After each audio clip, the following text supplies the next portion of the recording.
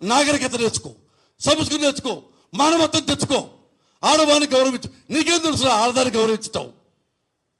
నువ్వు పుల్లకి చీర కట్టినా చీర చూస్తావు అమ్మాయి ఏమనని. నువ్వు చూడా మార్కు, నీ వ్యక్తిగతాలు తీసేయి. నీకు కుదరకపోతే నువ్వు రాజకీయాల నుంచి వెళ్ళిపోయి ఏ చావైనా చావు. ప్రైవేట్ జీవితం నీ వ్యక్తిగతం, రాజకీయాలు పబ్లిక్. ఇలా మాట్లాడేందుకే కదా అప్పుడులో శ్రీశ్రీని కుట్టారు, తులసమ్మికి శ్రీశ్రీని కుట్టారని. ఎందుకు? బికాజ్ ఆఫ్ నాలాగా అడిగాడని. ఏమైపోయాడు శ్రీశ్రీ? ఎవరు పట్టించుకున్నారు? నేను పట్టించుకుంటున్నాను సార్, నేను పట్టించుకుంటా, నేను ఒంటరి పోరాటం చేస్తా. అందుకనే మీ మీడియా ద్వారా నేను 35 ఏళ్ళ నుంచి మీ మీడియాని ఫేస్ చేస్తున్నా. ఏ రోజు అగ్నిగా ఆత్వాడుగా అసహ్యంగా మాట్లాడాల. ఇది అసహ్యం కాదు సార్, ఇది బాధ. శ్రీశ్రీ రాశారు బుక్కులో, దొంగ లంచ కొడుకులు అసలే ఈ లోకంలో అని. అంటే శ్రీశ్రీకి వాడి త్వరకు బుద్ధులు రాశాడా? ఆ డప్పుని ఆ వర్డే ఫిల్అప్ చేస్తుంది. అందుకని నా డప్పుని ఈ వర్డ్సే ఫిల్అప్ చేస్తాయి. యూ షుడ్ నాట్ మిస్టేక్ మీ. ఆ డబ్ సార్ ఇది. శ్రీశ్రీ గారు ఎలా బాధపడుతూ రాశాడో, దొంగ లంచ కొడుకులు అసలే ఇలాంటి పవన్ కళ్యాణ్ లాంటి దొంగ లంచ కొడుకులు అసలే ఈ లోకంలో. క్షేమాన్ని పవన్ కళ్యాణ్ సిక్కులేని నా కొరక ఒక ఆడదాన్ని పెట్టుకొని నన్ను డీంబు రాజ్యత ఉన్నావురా? నెవర్.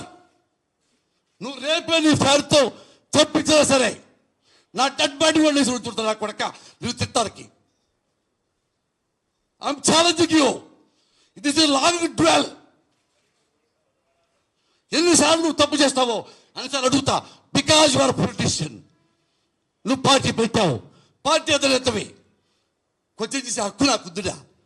ఎందురా పెట్టావు పార్టీ? సిగ్గు లేకుండా భూమి వేషాలు వేసుకో, అమ్మాయిలప్పుడు తిరుగు. ఎవడు అడిగాడు నిన్ను? Who cares? నువ్వు పబ్లిక్లోకి వచ్చావు, మా సేవ చేస్తానండి. ఇదే సేవ.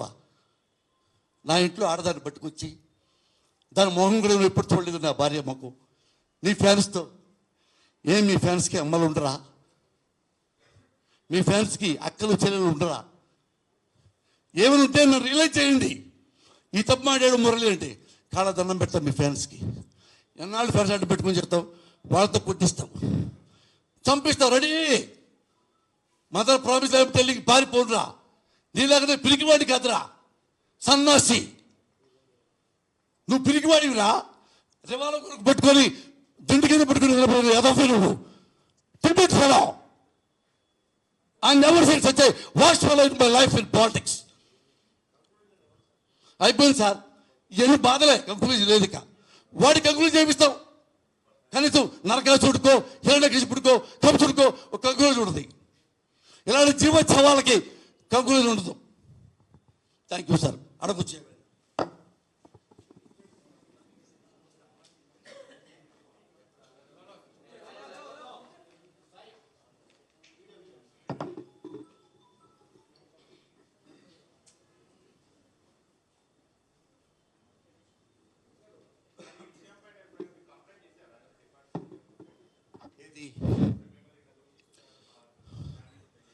సార్. ఇప్పుడు నిన్న ప్రెస్ మీట్ పెట్టా.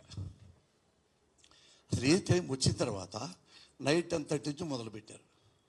సరే ఇటు చిన్న చిన్న పిస్ క్యాట్స్ అని చెప్పి నేను వదిలేశాను. అప్ టు మార్నింగ్ షూటింగ్ అర్జెంట్కి వెళ్ళాలి. అక్కడ షూటింగ్ నుంచి వస్తున్నాను నేను డైరెక్ట్గా. అక్కడికి వెళ్ళాను. ఎన్ని మెసేజ్లు ఎన్నిది. అందులో ఇది పోలీసులు చెప్తే అది వాళ్ళు తీర్చలేని విషయం. ఎందుకంటే ఎవడెవడో ఫోన్ చేస్తాడు. ఏం చేస్తారు? వచ్చి నేను సారీ సార్ అంటాడు, పొరపాటు వేశారు అంటాడు. సేమ్ వర్డ్ వాడతాడు వాడు పోలీసుల దగ్గర. పొరపాటు వేస్తారు, తప్పైపోయింది సార్, కృష్ణమౌళి గారు సారీ సార్. వీడు ఓకే. వీడిని రెచ్చగొట్టిన వాడు, ఈ సైకో పర్సన్ తయారు చేసిన వాడు ఎస్కేప్ అయిపోతాడు కదా. వాడు విశ్వరూపం కావాలి. నాకు జైలు శిక్షో రిపెండెన్సో కాదు. ఇప్పుడు రిపెంట్ అయ్యేవాడు ఇలాంటి ఏదో పనులు చేయడు. ఏం చేస్తారు? రిపెంట్ అయ్యేవాడు ఇలాంటి పనులు చేస్తాడా? అరే మగవాడి అయితే నువ్వు ఫేస్ టు ఫేస్ ఫైట్ చేయరా. పవన్ కళ్యాణ్ యాదవ నా కొడక, ఫేస్ టు ఫేస్ ఫిచ్ అయ్యి నువ్వు మగవాడి అయితే రా, వచ్చిన చక్క పట్టుకో. నేను క్వశ్చన్ ఆన్సర్ చెప్పు.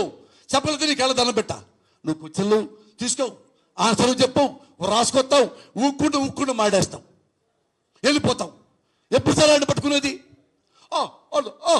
తప్పు చేశాడు సార్, ఇంకోసారి అనకండి రా. ఇది ఎప్పటి నుంచి ఎన్నాళ్ళు భరించాలి? ఏది మా ఇంట్లో మా కుటుంబంలో మా బెడ్రూమ్ దాకా వచ్చేసి వాడికి పోలీస్ కేసు ఏంటి సార్? వాడి మోరల్స్ లేని వాడికి మోరల్ గురించి చెప్పడమే ఒక పెద్ద లెసన్ అంటాడు కదా. రేపైతే 2 చేను దెబ్బలు వేయండి చాలు. అందుకని ఆ 2 దెబ్బలు వచ్చాను నేను. రేపు కంటే హీనం కదా ఇది, రేపు కంటే హీనం కదా సార్. నేను అంటున్నాను సార్, నేను శ్రీశైలం గారు, మీరు నన్ను జోక్గా తీసుకోకండి. ఎందుకంటే నేను ఎందుకు ఇప్పుడు కాదు కాదు కాదు సార్, ఇది ఫ్యామిలీ మ్యాటర్ కాదు. అలా సమాజాన్ని డిమోరల్ చేసే వ్యవహారం. ఒక ఎగ్జాంపుల్ చెప్పాలి కదా. ఏం చెప్పాలి సార్? పవన్ కళ్యాణ్ గారు అగ్లీగా మాడుతున్నారు సార్, అందుకని ఇక రోజు మాట్లాడకండి. పవన్ కళ్యాణ్ గారు వాడా మాడతాడు, వాడు ఆషాఢ బుద్ధి, వాడా మాడతాడు. ఈజ్ మ్యాస్కరే అంటే బ్యాక్ ఎవర్లో పులి. వాళ్ళు ఎథిక్స్ ఉన్నాయా? చిరంజీవిలో ఉన్న ఎథిక్స్ ఉన్నాయా? కనీసం 1%. చెప్పాక చిరంజీవి కూతుర్ని నేను సపోర్ట్ చేసి చావుదాకి వెళ్ళొచ్చాను సార్. ఆడు మంచోడు కాబట్టి నాని కూడా నానిగారు కేసీఆర్ నాని మంచోడు కాబట్టి నన్ను క్షమి వదిలేశాడు. అదే నేను గురంగా ఆలోచించుకుంటే కమ్మడు నన్ను ఎందుకు వాడాలి, నీ తమ్ముడు వాడొచ్చుగా అని నేను అనలేదు సార్. అయ్యో ఆడపిల్ల అంటాడు రాస్కెల్ అని వెళ్ళాను సార్. ఆ చిరంజీవి గారికి కూడా తెలుసు. ఆయన అన్నాడు నా గుండెల్లో ఉన్నాడు పోసాను కృష్ణమురళి. నిజంగా చిరంజీవి నీ గుండెల్లో పోసాను కృష్ణుడు ఉంటే నీ తమ్ముడిని నిలబడి చెప్పుతో కుట్టా నా కొడుకుని ఆడవాళ్ళ జోలికి వస్తావరా అనొచ్చు. శ్రీశ్రీ మాట నేను అంత గొప్పవాణి కాబట్టి ఆ మాట వాటల్లా.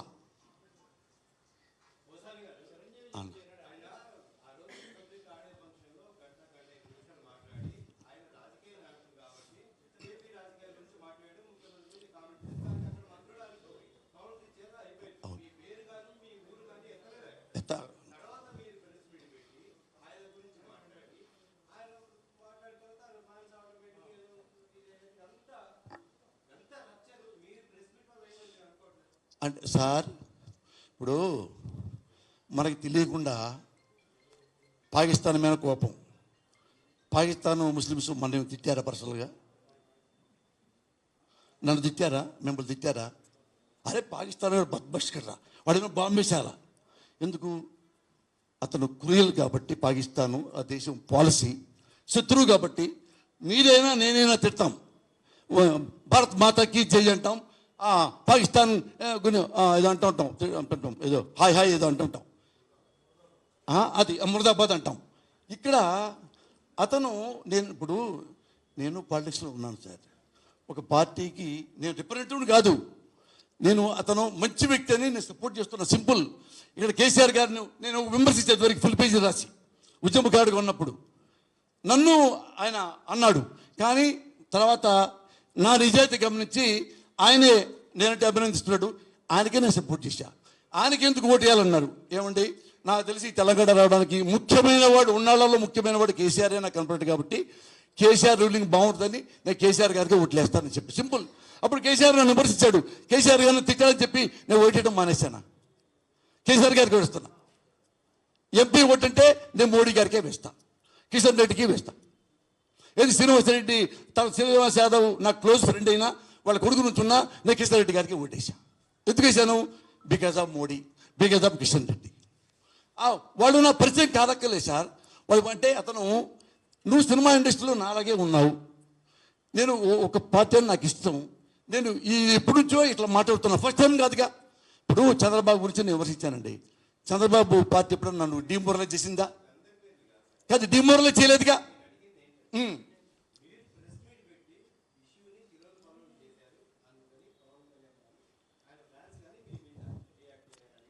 అని మీరు అనుకుంటున్నారు, అంతేగా సార్? ఎక్కడో ఏదో ఇష్యూ దొరుకుద్ది. ఇప్పుడు వాడు చావు బతుకులో ఉన్నాడు, వాడికి నేను 1,00,000 ఇచ్చి కాపాడా. కాపాడపోతే నా డబ్బులు నాకు మిగిలేదు అంటే ఎట్టా? ఇక్కడ నా పొరుగు నాకు మిగిలేదు అంటే ఎట్టా? ఇది పొరుగు మేటగా సార్. నువ్వు పార్టీ పెట్టావు జనమందరి కోసం, మా అందరి కోసం కూడా. నువ్వు బుద్ధిగా ఉన్నట్టున్నాను. నువ్వే అట్ట కూర్చొని ఆ భాష మాట్లాడితే నీ ఫ్రెండ్స్ ఏ భాష మాట్లాడతారు? ఈ బాధే నాకు తప్ప అతని మీద వ్యక్తిగత కక్షలే ఉంటే నాకు పవన్ కళ్యాణ్ మా కళ్ళ ముందు ముఖ్యమంత్రి అయ్యాడా? కానీ ఎమ్మెల్యే గన్మ్యాన్ తీసుకొచ్చుకున్నాడా?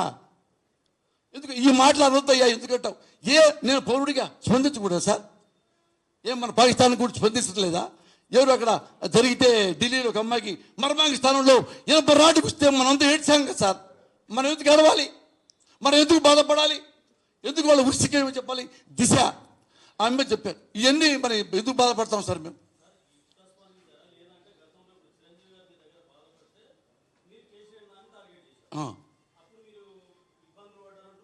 అవును సార్, జగన్ గారిని అన్న ఒక మాట చెప్తా, నిజం చెప్తున్నాను. అర్థమైంది. ఒక మాట చెప్తా. జగన్ గారి దగ్గర నేను 11 ఏళ్ళు సర్వీస్ చేస్తున్నా. జగన్ గారి తెలియకుండానే కడపెళ్ళి ఫస్ట్ టైం ఎంపీగా నుంచున్నప్పుడు ఆడ తిరిగాను. నా కారు వేసుకెళ్ళి వాళ్ళ అమ్మగారికి ఎమ్మెల్యేకి తిరిగాను.